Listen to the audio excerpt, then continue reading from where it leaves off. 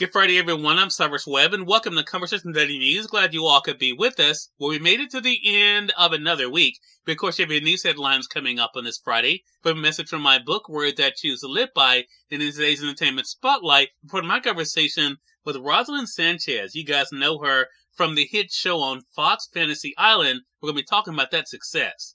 Enjoy today's broadcast. For Conversation Daily News, I'm Cyrus Webb with their Friday headlines. In national news, McCarthy fails and fails again. GOP stalemate on new speakers as the Associated Press.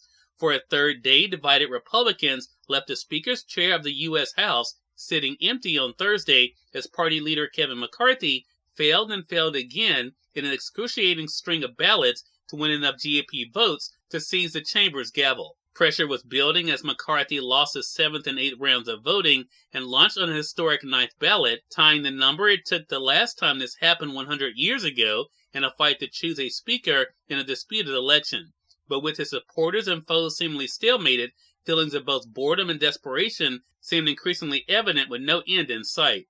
One McCarthy critic, Representative Matt Gaetz of Florida, even cast his vote for Donald Trump, a symbolic but pointed sign of the broader divisions over the Republican Party's future. McCarthy could be seen talking one by one in whispered conversations in the House chamber and met privately earlier with colleagues determined to persuade Republican holdouts to end the paralyzing debate that has blighted his new GOP majority. We're having good discussions, and I think everyone wants to find a solution, McCarthy told reporters shortly before the House gavelled in its third session. Despite endless talks, signs of concessions, and a public spectacle unlike any other in recent political memory, the path ahead remained highly uncertain. What started as a political novelty, the first time since 1923 the nominee had not won the gavel on the first vote, has devolved into a bitter Republican Party feud and deepening potential crisis. Democrat Hakeem Jeffries of New York was renominated by Democrats. He has won the most votes on every ballot, but also remains short of a majority. McCarthy is under growing pressure from restless Republicans and Democrats to find the votes he needs or step aside so the House can open fully and get on with the business of governing.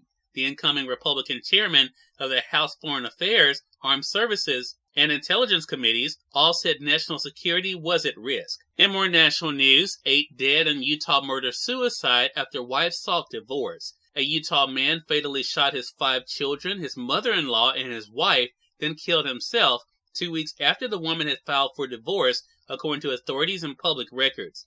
The Enoch Police Chief James Ames said during a Thursday press conference that officers had been involved in investigations involving the 42-year-old man and his family a couple of years prior. He did not elaborate.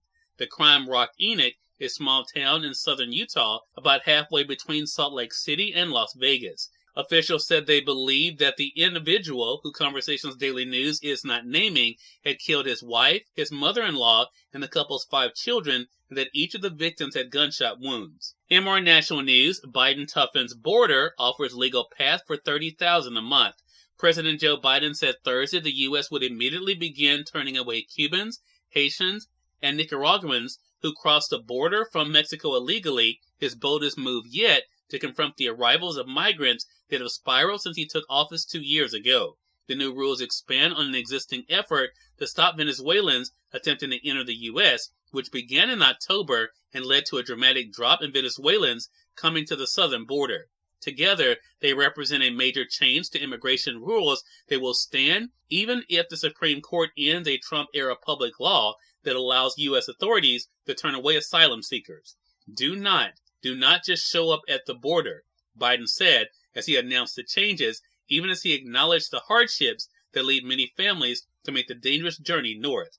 Stay where you are and apply legally from there, he advised. In more national news, police say Idaho slaying suspect's DNA found at crime scene. The DNA of the man accused of killing 4 University of Idaho students was found on a knife sheath recovered at the crime scene, and cell phone data shows he was in the area of the victim's home around the time of the November attack and on a dozen prior occasions, and investigators said in an affidavit unsealed on Thursday. Shortly after the affidavit was released, the individual, who Conversations Daily News is not naming, a 28-year-old criminology doctoral student, at nearby Washington State University appeared in an Idaho court to face 4 charges of first-degree murder. And finally, in more national news, doctors say Damar Hamlin communicating showing improvement.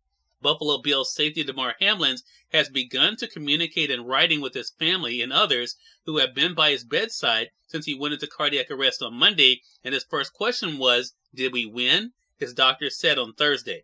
The answer is yes, Damar, you won. You've won the game of life. Dr. Timothy Pritz said in the news conference with reporters from the University of Cincinnati Medical Center, where Hamlin was rushed after collapsing and being resuscitated on the field during the Bills game against the Bengals on Monday night. Cyrus Webb, Conversations Daily News. It's now time for a message from my book, Words That Choose to Live By. Enjoy. Good Friday, everyone, and welcome to today's episode of Words That Choose to Live By from my book, Words That Choose to Live By, page 3. You are human, so everything is not going to go according to plan. When it comes to a decision you make, own it, embrace it, and do not blame others when it does not go your way. Learn from it and move forward, knowing that is the only way you can actually grow and better yourself.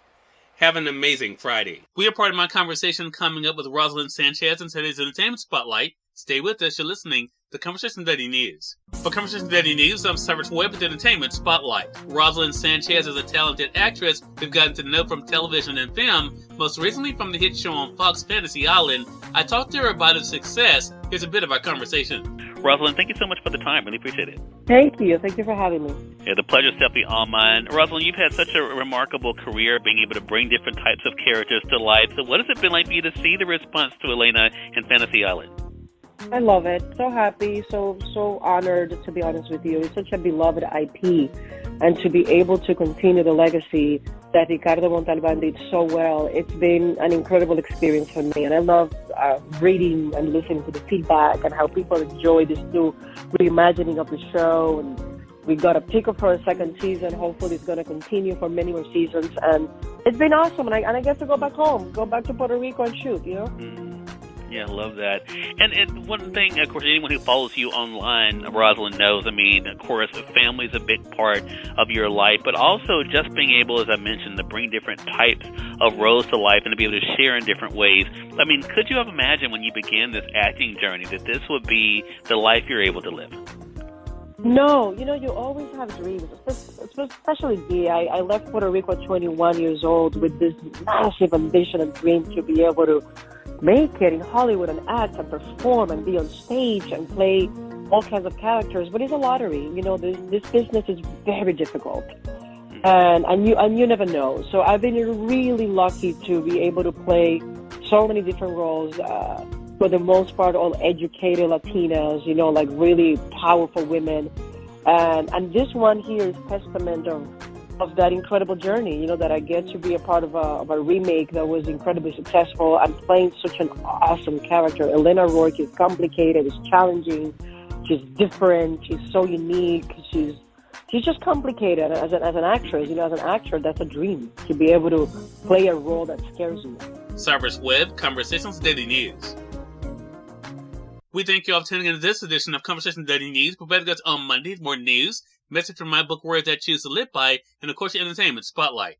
Until then, I'm your host, Cyrus Webb, saying as always, enjoy your day, enjoy your life, enjoy your world. Thank you all for choosing Conversation Daily News today. Now let's go make it a great one.